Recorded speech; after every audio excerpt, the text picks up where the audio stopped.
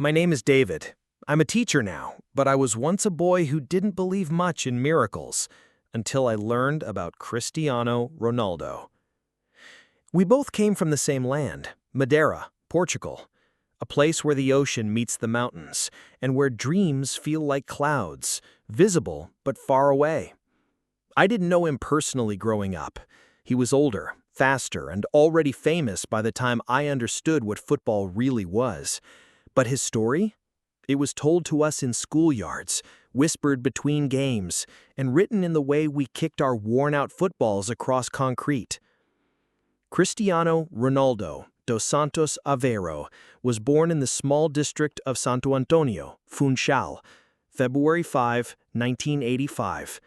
He wasn't born into fame or wealth. He was born into struggle. The house on the hill. Cristiano's childhood home stood on a hill, painted white, chipped, and simple. 4 siblings shared that space. His mother, Maria Dolores, cooked and cleaned for others. His father, José Denis Aveiro, worked as a kitman for a local football team. They lived modestly, some would say poorly, but they were proud. There was no private tutor, no fitness coach, no luxury, but there was love, and more importantly, there was the ball. Cristiano's earliest memory, according to those who know him, was not of toys, but of chasing the ball across streets. He didn't play for fun, he played with purpose. It was different. Other children laughed while playing. Ronaldo didn't. He was already competing, even if no one else knew it yet. His nickname was Crybaby when he was young, not because he was weak, but because losing hurt him deeply. He hated it. He cried when his friends didn't pass him the ball. He cried when he missed a shot. He cried when his team lost. That pain, he turned it into fuel. Leaving the island. At age 12, Ronaldo left everything behind to move to Lisbon. Sporting CP had seen something special in him. His mother let him go, heartbroken but hopeful. She said, "If he stays here, he will be nothing. He has to fly." The move wasn't easy. The boy from the island now lived in a dormitory, away from his family. Other kids made fun of his Madeiran accent. He had no friends at first, but Ronaldo had something else: obsession. He trained alone after practice. He ran up hills while others slept. He stayed behind to improve his left foot. If others trained for 1 hour, he trained for 2.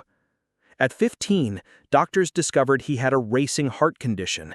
It could have ended his career forever. But after surgery, he returned in days, stronger, faster. That moment defined him. Life said stop. He said, "Try me." The number 7 jersey. Cristiano's rise through Sporting Lisbon's youth ranks was like a storm, fast, undeniable, and impossible to ignore. At just 16, he trained with the senior team. At 17, he made his professional debut. He was still skinny, still rough around the edges, but he was electric. Coaches said he was raw, but with limitless potential. In 2003, Sporting played a friendly match against a visiting club from England, Manchester United. The stadium wasn't full, but those who were there saw something unforgettable. Ronaldo ran at defenders like a flash of light. His stepovers, his control, his speed, it was hypnotic. After the match, the United players were buzzing. Rio Ferdinand, one of their stars, told their manager, Sir Alex Ferguson, "You've got to get him. That boy is special." Sir Alex Ferguson didn't wait. Within days, Ronaldo signed with Manchester. He was just 18. He became the first Portuguese player to join the club. And then came the biggest challenge. He was given the iconic number 7. This number wasn't just a number. It had history. George Best, Eric Cantona, David Beckham, legends. Everyone expected Ronaldo to crack under the pressure. But pressure? He wore it like armor. Falling, failing, and flying. Cristiano's early years at Manchester weren't perfect. He had talent, but also flaws. He held the ball too long. He tried too many tricks. He missed chances. English football was more physical than he was used to. Bands booed, defenders kicked him, but every time he was knocked down, he got back up stronger. He studied, he learned, he listened to Ferguson, who became like a father figure. He stayed after training to practice free kicks. He lifted weights to add muscle. He watched his diet, avoided alcohol, and focused on one thing: greatness. By the 2006-2007 season, Cristiano had transformed. He scored 23 goals. The next season, 42 goals. He won his first Ballon d'Or award in 2008, awarded to the best player in the world. He had done it. From a small room in Madeira to the top of the football world. But he wasn't done. The Real Madrid dream. In 2009, Cristiano Ronaldo joined Real Madrid for a then world record fee of €94 million. Many said it was too much money, too much pressure, too many expectations. He disagreed. At Madrid, he entered a new level. He scored in his debut, then he scored again and again. Over the next 9 years, he averaged more than 1 goal per game, something almost no one had done in modern football. He won 4 more Ballon d'Or awards. He lifted 4 Champions League trophies. He became Real Madrid's all-time top scorer, surpassing legends who had played more matches in fewer seasons. And yet he remained hungry. His workouts were legendary. Teammates said he trained even on his days off. He slept with ice packs on his legs to recover faster. He ran sprints after games. For him, excellence wasn't an act, it was a lifestyle. But numbers and trophies tell only half the story. The man behind the medal. What many don't see is the man off the pitch. Cristiano sends gifts to the hospital where his mother survived cancer. He built a museum and a hotel in Madeira, not for show, but to give back to the place that raised him. He refuses to get tattoos. Why? Because he donates blood regularly and doesn't want to risk infection. When a young child needed a life-saving surgery, Ronaldo paid for it in full. Quietly, no press, no announcement. He once said, "What's the point of being rich if you don't help people?" That's the Ronaldo most people don't know. The one who buys dinner for the cleaning staff, the one who hugs ball boys, the one who cries when Portugal wins, not for himself, but for his country. The weight of a nation. In 2016, Cristiano Ronaldo wore the captain's armband for Portugal at the UEFA European Championship in France. It was his 4th time playing in the tournament. 3 times before, Portugal had come close, but never close enough. This time, everything felt different. The team wasn't the strongest. It had young, untested players. Critics said they had no chance. Ronaldo didn't listen. He led with fire. He scored. He passed. He shouted. He celebrated like a teenager. When Portugal made it to the final against the host country, France, the world watched. But then, something heartbreaking happened. Just 25 minutes into the match, Ronaldo collided with an opponent. He went down. He tried to continue, but couldn't. His knee had given out. He lay on the field in tears. A moth landed on his face, a moment the world remembers.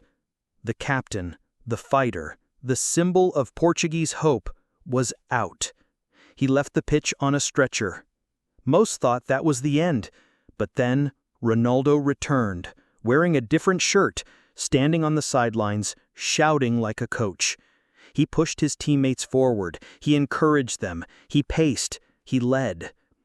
And then, in the 109th minute, Portugal scored. When the final whistle blew, Portugal were champions of Europe. For the first time in their history, Ronaldo cried again. Not from pain this time, but from joy. "I've been waiting for this since I was a boy," he said. "This is the happiest moment of my life." a father first. Despite his success, Cristiano has always said one thing matters more than goals or glory: family. In 2010, he became a father. He named his son Cristiano Jr. and kept the identity of the mother private. Many questioned it. Ronaldo said simply, "He is my son. I will raise him with love." Later, he became a father to twins via surrogate, and then had a daughter with his partner Georgina Rodriguez. In total, he is now the father of 5 children. He often shares moments with them, playing football in the backyard, teaching them to swim, helping with homework. When asked what he wants for his children, he once said, "To be happy. Whether they become footballers or not, I just want them to follow their dreams, like I did." The second return. In 2018, after nearly a decade at Real Madrid, Ronaldo shocked the world and signed for Juventus in Italy. People said he was too old to continue performing at the top. At 33, most footballers begin to fade.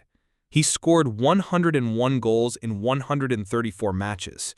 Then, in 2021, he returned to Manchester United, the club where he became a star. Fans wept. The stadium sang his name again. But the fairy tale was not easy. The team struggled. The game had changed. He clashed with managers. Eventually, they parted ways. And once again, the world said, "He's finished." But Ronaldo wasn't listening. A new chapter, Saudi Arabia. In 2023, Cristiano joined Al Nassr, a club in Saudi Arabia. It was a bold move, one many didn't understand. But Ronaldo explained, he wasn't chasing approval anymore. He wanted to build something new, open new doors for the sport, and inspire kids in places often ignored by European football. The move inspired other players to follow. A new era had begun. And even now, as he plays in his late 30s, he remains a leader, a top scorer, a legend still writing his story. What Ronaldo taught me.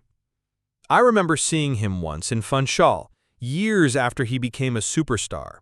He came to visit a school, not to promote anything, just to talk. He stood in front of hundreds of children and said something I will never forget. If someone tells you that your dream is too big, tell them their mind is too small. I went home that day and started writing again. I had given up on being a teacher, but his words pushed me forward. Today, I teach English to students from poor villages in southern Portugal. When they ask me if they can really do anything with their lives, I tell them one name: Cristiano Ronaldo. Not because he won trophies, but because he believed. He never stopped.